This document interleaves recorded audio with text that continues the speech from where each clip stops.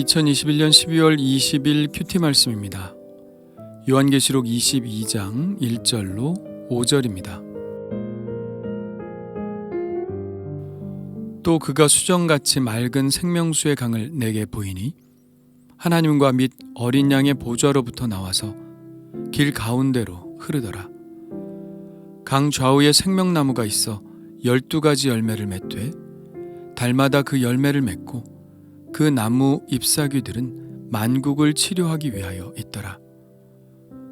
다시 저주가 없으며 하나님과 그 어린 양의 보좌가 그 가운데에 있으리니 그의 종들이 그를 섬기며 그의 얼굴을 볼 터이요 그의 이름도 그들의 이마에 있으리라.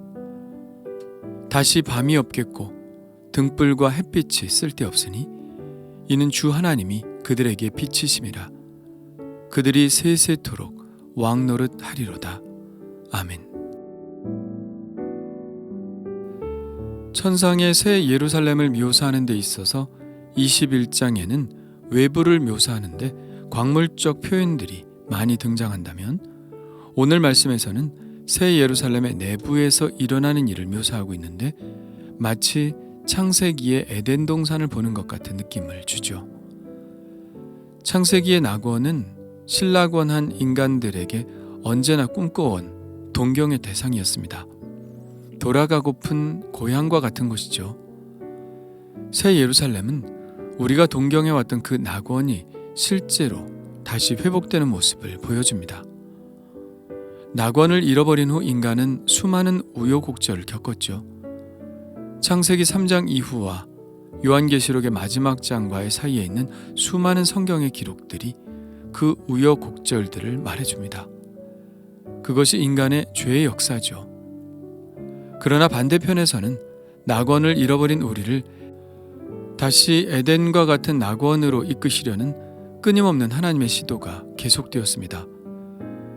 그리고 그 하나님의 일은 반드시 이루어진다는 것을 오늘 말씀이 보여주고 있죠. 그런데 지금 우리가 보고 있는 새 예루살렘은 창세기에 나오는 에덴 동산의 회복일까요? 아니, 그렇지 않습니다. 이미 처음 하늘과 처음 땅은 없어졌고 지금 우리는 새 하늘과 새 땅을 바라보고 있는 것입니다. 오늘 우리가 보고 있는 장면은 지상의 옛 에덴이 아니라 천상의 새 에덴입니다. 그러나 천상의 새 에덴은 우리가 늘 그리고 그려왔던 옛 에덴의 이상향과 크게 다르지 않습니다. 천사는 우선 요한에게 수정같이 맑은 생명수 강을 보여줍니다. 그 생명수 강의 원천은 하나님과 어린 양의 보좌로부터 흘러나옵니다. 그리고 길 가운데로 흐르는데 강 좌우에 생명나무가 있어서 12가지 열매를 맺되 달마다 그 열매를 맺고 그 나무의 잎사귀들은 만국을 치료하기 위한 재료가 됩니다.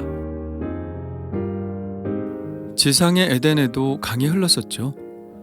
강이 에덴에서 흘러나와 동산을 적시고 거기서부터 갈라져 네 근원이 되었으니 그리고 생명나무도 에덴에서 볼 수 있었던 나무입니다.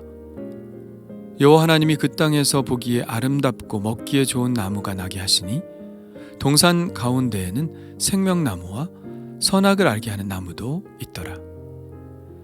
창세기에서는 이 생명나무가 어떤 역할을 하는 나무인지 전혀 소개되어 있지 않은데요. 오늘 말씀에서는 좀 알 수 있는 정보가 있습니다. 생명나무는 참 신비로운 나무죠. 그 어떤 나무도 한 나무에서 다른 종류의 열매가 열린다는 것을 생각할 수 없습니다. 그런데 이 생명나무는 달마다 각각 다른 종류의 열매를 맺죠. 마치 시편 1편을 보는 것 같습니다. 그는 시냇가에 심은 나무가 철을 따라 열매를 맺으며 그 잎사귀가 마르지 아니함 같으니 그가 하는 모든 일이 다 형통하리로다. 시편 1편은 의인의 삶을 비유하고 있는 것인데요. 의인의 삶이란 시냇가에 뿌리를 받고 있는 삶이라는 것을 보여줍니다. 오늘 등장하는 생명나무도 마찬가지죠. 생명나무가 사람들에게 영생의 삶을 보장해주는 열매를 공급하며 치유하는 잎사귀를 내는 것은 그 나무가 보좌에서 흘러나오는 생명수 강물을 빨아들이고 있기 때문입니다. 그러니까 모든 생명의 원천은 바로 하나님이시라는 것을 알 수 있는 것이죠. 에스겔도 이런 장면을 환상으로 보았죠. 에스겔이 예언할 때는 예루살렘이 완전히 망하여 쑥대밭이 되고 이스라엘 전역은 아무도 살지 않는 황폐한 땅이 되었습니다.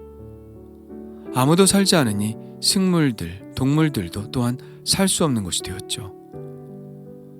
우리가 꿈꾸는 에덴과는 정반대의 땅이 된 것입니다. 그런데 그 이유가 무엇이었을까요? 이스라엘의 범죄로 인해 하나님께서 당신의 성전을 떠나셨기 때문이죠. 어떻게 하나님의 성전을 떠나실 수 있느냐고요? 그것은 이스라엘 백성들이 먼저 하나님을 떠나 하나님의 거룩한 성전에 가증한 우상을 갖다 놓고 각종 짐승의 신들과 태양과 같은 천체의 신들을 숭배했기 때문입니다. 하나님은 그 가증한 우상들과 함께 계실 수 없었죠.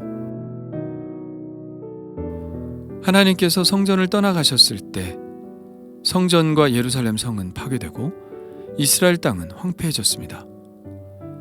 그러나 그때 하나님은 에스겔에게 성전의 환상을 보여주시죠. 그리고 동쪽 산으로부터 하나님의 영광이 떠올라 성전 안으로 들어가는데요. 그리고 나서 하나님의 성전 보좌 앞에서 물이 흘러나옵니다.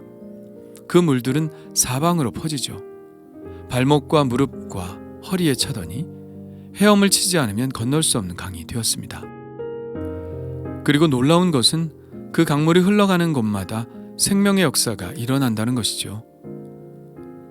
이렇게 쓰고 있습니다. 강 좌우가에는 각종 먹을 과실나무가 자라서 그 잎이 시들지 아니하며 열매가 끊이지 아니하고 달마다 새 열매를 맺으리니 그 물이 성소를 통하여 나옴이라. 그 열매는 먹을만하고 그 잎사귀는 약재료가 되리라. 달마다 새 열매를 맺는다는 것, 그리고 그 잎사귀가 약재료가 된다는 것이 오늘 말씀과 정확히 일치하죠. 생명의 역사, 치유와 회복의 역사가 일어난다는 것은 역시 생명의 근원이신 분과 연결을 가질 때에만 일어나는 일임을 알 수 있습니다. 하나님을 떠난 인간이 가시와 엉겅퀴의 세상에서 살 수밖에 없었듯이 하나님의 성전을 떠나가셨을 때 이스라엘의 황폐함이 찾아왔듯이 하나님을 떠난 인간이 경험하게 되는 것은 생명과는 전혀 거리가 먼 죽음의 세계일 수밖에 없습니다. 이 생명의 역사가 다시 일어날 수 있었던 것은 무엇 때문이었을까요? 바로 예수 그리스도께서 죄의 권세를 깨뜨리시고 사망의 권세를 깨뜨리셨기 때문이죠. 당신의 몸으로 율법의 모든 저주를 끊어내셨기 때문입니다. 사망아, 너의 승리가 어디 있느냐? 사망아, 내가 쏘는 것이 어디 있느냐? 우리 주 예수 그리스도로 말미암아 우리에게 승리를 주시는 하나님께 감사하노니. 예수님께서 십자가로 사망의 저주를 끊으시고 하나님의 생명에 접붙여 주셨습니다. 그래서 우리가 영생하시는 하나님의 능력으로 영원한 생명을 얻게 된 것이죠. 이 땅에 우리가 예수님을 영접함으로 받은 영생의 삶은 영원한 천국의 삶까지 이어집니다. 천국에서 우리가 누리는 영생의 삶의 모습을 3절부터 5절까지 묘사하고 있는데요.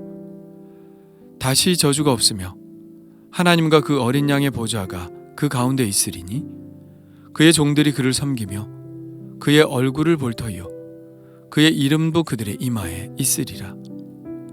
다시 밤이 없겠고 등불과 햇빛이 쓸데없으니 이는 주 하나님이 그들에게 비치심이라.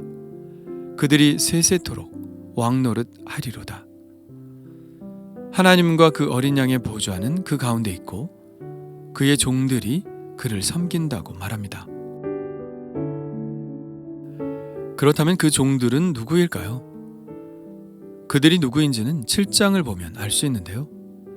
7장에서는 이미 마지막 때 이루어질 새 예루살렘의 모습을 살짝 보여주었죠.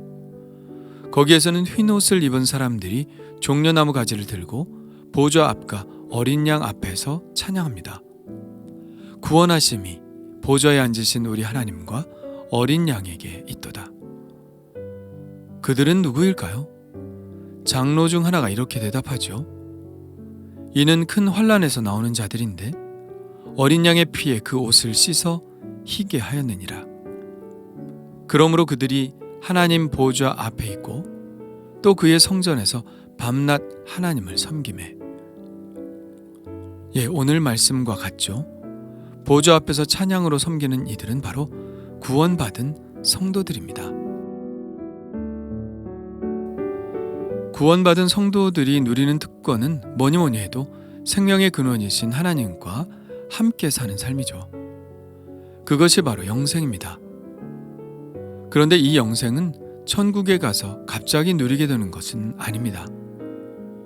높은 산이 거친 들이 초막이나 궁궐이나 내 주 예수 모신 곳이 그 어디나 하늘나라라는 찬송의 고백처럼 생명의 근원이신 하나님과 함께 사는 삶이 바로 영생이죠.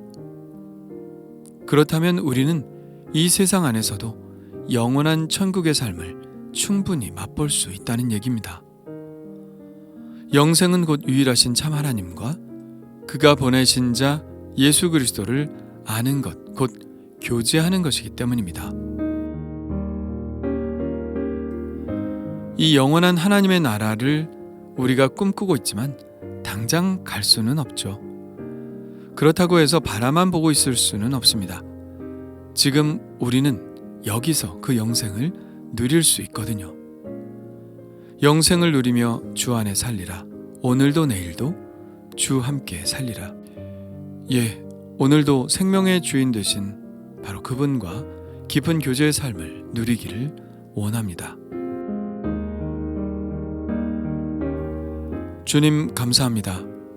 생명의 주로부터 멀리 떨어졌던 저희에게 다시 영생의 삶을 회복시켜 주시니 감사드립니다.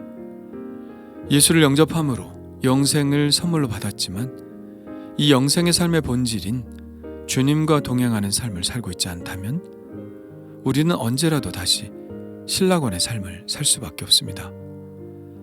생명의 주님을 떠나지 않게 하여 주옵소서. 저의 삶의 모든 행동은 주님의 그 생명의 강으로부터 비롯되는 것이게 하옵소서. 그래서 저의 삶에 생명의 역사와 치유의 잎사귀와 같은 삶의 결과들이 나타나게 하여 주옵소서. 예수님의 이름으로 기도합니다. 아멘.